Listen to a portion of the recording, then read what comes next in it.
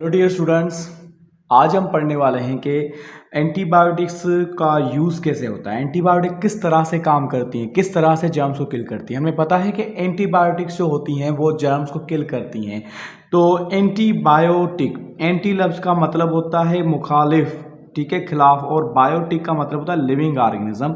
और living organism में usually छोटे लिविंग ऑर्गेनिजम्स या आप कह लें कि टेपवार्म्स वगैरह भी आ जाते हैं। जो भी लिविंग ऑर्गेनिज्म को नॉर्मल जो हमारे अंदर जो फ्लोरा और फाना जो होता है तो उसको जो इफ़ेक्ट करती हैं, जो हमारी बॉडी को नुकसान पहुंचा सकते हैं, तो उसको सेट करने के लिए, उसको ख़त्म करने के लिए जो हमारे पास दवाइयाँ यूज़ होती है तो उसको एंटीबायोटिक कहते हैं।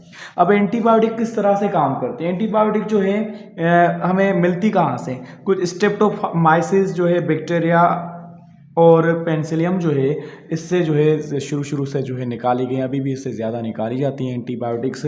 जैसे कि एमोक्सिसिलिन है, आप ऑगमेंटिन लेते हैं, ये सब जो एंटीबायोटिक्स हैं।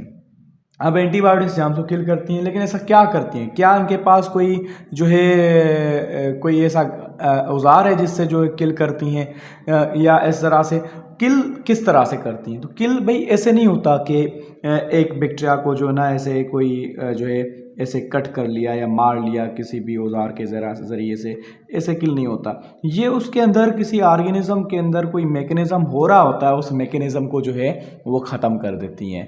अब वो किस तरह से ख़त्म करती हैं? हमारे पास तीन चार तरीके हैं जिसकी वजह से जो है ये प्रोसेस हो सकता है।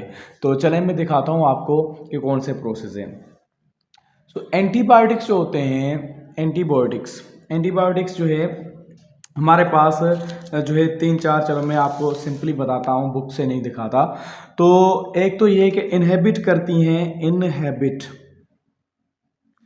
सेल वॉल को सिंथेसिस करने वाले जो एंजाइम्स होते हैं, जो सेल वॉल ऑफ बैक्टीरिया को सिंथेसाइज करते हैं, तो उन सेल वॉल को बनाने वाले जो बैक्टीरिया एंजाइम्स हैं, उसके एंजाइम्स में एज ए इनहिबिटर के तौर पे काम करती हैं। तो वो काम नहीं कर पाता एंजाइम, तो उसकी सेल वॉल नहीं बनती, तो उस तरह से वो उनकी ग्रोथ नहीं होती। इस तरह से वो लिविंग ऑर्गेनिज्म ज़्यादा उनकी ग्रोथ नहीं होती, तो वो ख़त्म हो जाते हैं।